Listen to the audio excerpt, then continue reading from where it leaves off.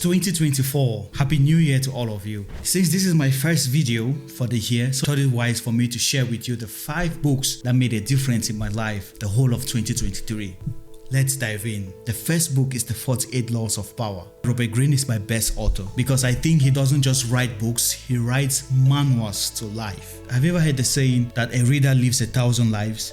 That's exactly how I feel every time I pick up one of his books and I read. The stories he tells and the way he captivates you into the story makes you try to see it visually. It's so captivating. Anyways, back to the book. So in this book, it makes you understand the various mistakes you make in life and how you pay dearly for those mistakes. Last year, 2023, I read a couple of laws and 2 of them stood out for me. The first one, never outshine the master. So let's say you just came out from the university and you're applying for jobs. So when you finally get this job, as humans, we all want to prove to show that we deserve what we have.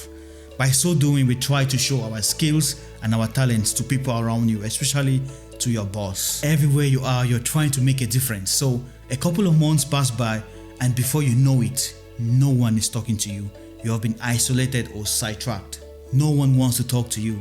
No one is listening to your ideas. No one even wants to have a meeting with you. And even when they do, you can feel the energy has changed. And worst case, you may be fired from the company. And then you're asking yourself, but what did I do wrong? Because you did everything by the book, but you don't understand why you've been sidetracked, why you've been isolated, or worst of all, you cannot understand why you were fired. Well, let me explain this to you. You see, in every organization, there are people that run that organization. And there's a certain game you have to play with people's ego in that company. When you start doing all of those things, you start coming out to the limelight and shining. And sometimes they see you as a threat because you are taking the spotlight away from them to yourself. The advice he gives with this law is that you have to learn to understand your environment, understand the people you're dealing with, and know how to trade with your egos. You have to dim your light a little bit. Even if you came up with a brilliant idea on your own, when it's time for you to express that idea, always try to make it in a way that you give credit to your superiors.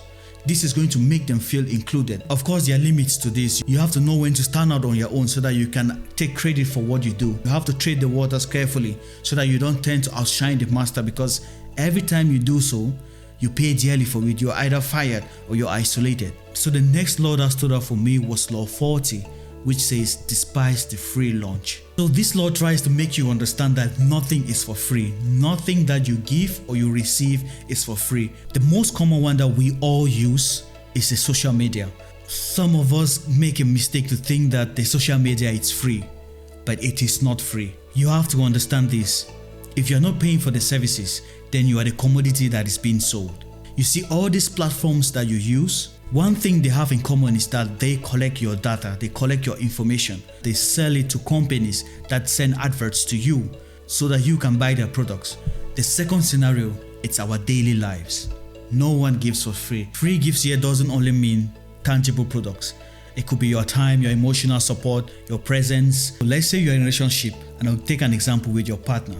So your partner gives you their time, they may help you out financially, they support you, they take care of your emotional needs, and they love you so much. What do you think they are expecting from you? Because there's always something they expect from you in return. Of course, they will expect the same thing, that you are going to show them love, show them they are special, show them care. That's the same thing. Because the moment they provide all these things to you and you don't give back to them, that's where the relationship starts going south. Everything that they give out, there's something they expect in return. So with this law, your job is to figure out the price of that free gift you're receiving, because everything has a price. When you figure that out, you should ask yourself if you're willing to pay the price for it. Now we move on to the second book, The Laws of Human Nature. Have you ever wondered why some things just trigger you? They make you so mad. And maybe you can act in a certain way and they ask you, but why did you do that? You can't explain. It just happened in a moment and you don't understand why that thing triggered you that much and why you had to react like that. Well, this book is the manual for you to understand yourself and others. You get to understand what motivates certain people. So 2 laws stood out for me that I'm going to share with you. The first law is Law 3. See through people's mask. This is all about the mask that people put on. The mask that we all put on in our daily lives. Come to think of it, you don't know people fully. You know just the side they have revealed to you about who they are. That's why sometimes you use some phrases like, I didn't know you could do this to me. That's because you couldn't see that side of them. And Joseph reasoned you saw the side. One way for you to see through all those masks is for you to understand how to communicate. We have 3 forms of communication.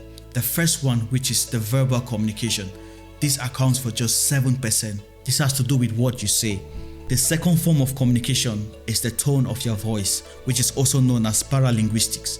This accounts for 38% of your communication. That is why how you say something matters more than what you say. If you have an arrogant or disrespectful tone, no matter what you say, everybody is going to get on that fact that you were disrespectful or you were arrogant. Pay more attention to the way you pass across the message or how you say things. And the last form of communication, which is the most important form of communication, but most of us tend to neglect or just don't care about it at all. It is the non-verbal communication, and this accounts for a whopping 55% of your communication.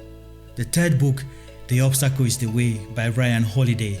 This book has 3 pillars: perception, action, and will. The first, perception. This is all about how you see things and interpret things that happen around you. 2019, I graduated with a master's degree in mechanical engineering, but I couldn't get a job. So for almost a year and a half, I was searching for jobs here and there, applying. But in the meantime, I was doing a job that I absolutely hated. I felt like I was a failure. I felt rejected. I was complaining. I was frustrated until I got this book. And when I started reading the book about perception, I realized one thing. I could choose to look at everything from the lens of racism, of rejection, and not being enough. Or I could choose to see things happening for me to prove myself that I am worthy of those things I want. At that moment, everything switched for me. I decided to start seeing things as if they were happening for me to be great, to make me go through the worst side of things so that I could appreciate when good things come my way. So then I decided to see things in a different way, to see it as God trying to mold me up, to form me, to test me, to see how much I actually need these things for myself. So with this perception, it became so funny for me. Every time I got a rejection letter, it was just like a fire that was set in me. It was like a sign for me to prove them wrong. From the moment I changed my perception, every time I woke up in the morning, I was happy to go attack the day. I was happy to go to the job. Not as if I loved the job, but I was happy going through that process because I knew it was preparing me for something great. I knew that God was molding me for something different. That's why I could accept that situation and move forward it. So the second pillar is action. In this pillar, he tries to focus on the discipline of action. This also changed the way I started taking action in my life. I could decide to sit there and start complaining about favoritism, about racism, about the fact that I didn't know the language. I mean, we all know being in Finland where we are trying to get a job, one of the pertinent things that comes up is the fact that you don't know the language. So I could dwell in that aspect and start complaining every day. That wasn't going to change my situation. So I decided to implement the discipline of action, to take action towards those things that are going to make me to get a job I want. So how did I do it? For 1 year straight, I applied for 3 jobs every day. I mean, I applied to so many jobs that even when I got an interview, I didn't even know what job I was going for the interview. And the second thing I did was to up my skills, to increase my skills. I started looking at things I could do to boost my CV, to make me relevant in the job market, to do things that I will stand out. The third pillar of this book is will. This is the zeal for you to love everything that is happening to you at the moment. He has this Latin phrase used in the book, amor fati, which means love your fate. So with this pillar, I accepted my situation. I was like, okay, I'm cleaning and this is not where I want to be for sure, but I'm going to accept, I'm going to enjoy this moment and make sure that I leave the best out of this moment. Don't get me wrong, I wasn't really excited about the job, but I had to accept the situation I was there. Until every morning I woke up, I would tell myself that this is another day to prove to myself that I deserve those dreams. I deserve those things I want. And another thing about will that I learned was the fact that you have to keep doing it. Are you willing to start all over every day to take action until, the key word here for me is until. Can you keep doing that thing until you get the results you want? This is the will. So the fourth book that made an impact in my life last year is The War of Art by Steven Pressfield. If you're anybody that has like creative thought process or you want to do something different in your life, you want to really go after your dreams, you want to pursue something that will make a difference in your life, You gotta read this book. You have to read this book. So just like the previous book, this book also has 3 parts. The first part of the book is identifying the enemy. So let's say you have a dream or a goal that you want to attain, and you know exactly what to do to get those things. But for some reason that you can't explain, you cannot just find the will to do it. You cannot just get yourself up to do those things.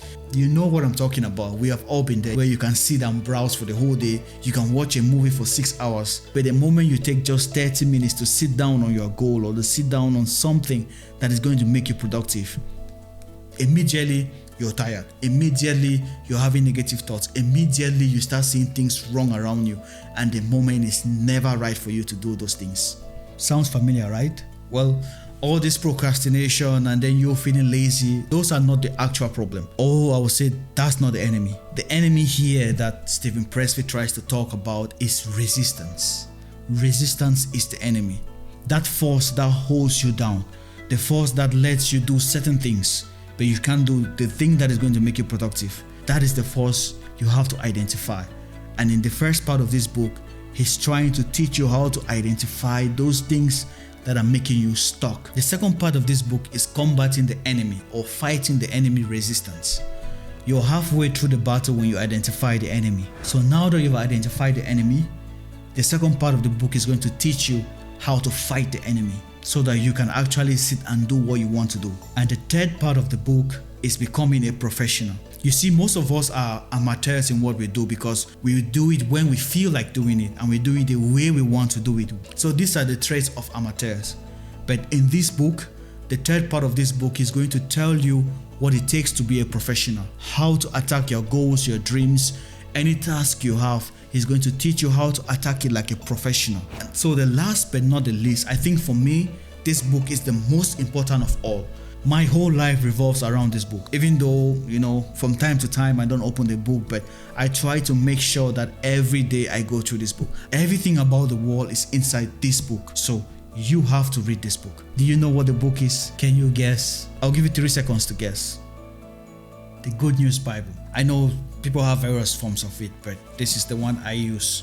And it is very dear to me because I read it a lot. And this shaped my life as well last year, and this year it has already started.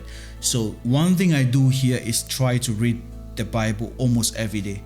I know it's difficult, sometimes I just get lazy and I slip off, but I make sure that I try to read a passage every day. And if you're a Christian, if you're someone that believes in God, you should have this book beside you. Everything that is happening in your life can be found here. The solution of all your problems can be found here. Financially, it can be found here. Spiritually, it is inside here. Psychologically, it is inside here. Emotionally, it is inside here. Thank you for watching this video to the end. And if you have not subscribed, please like and subscribe immediately, because this year there will be a lot of interesting videos I'm going to put up, and I don't want you to miss any of them. So please like, subscribe, and even share it with your friends. Just send this video out to anybody. It's going to help me out as well to grow this channel. Thank you very much.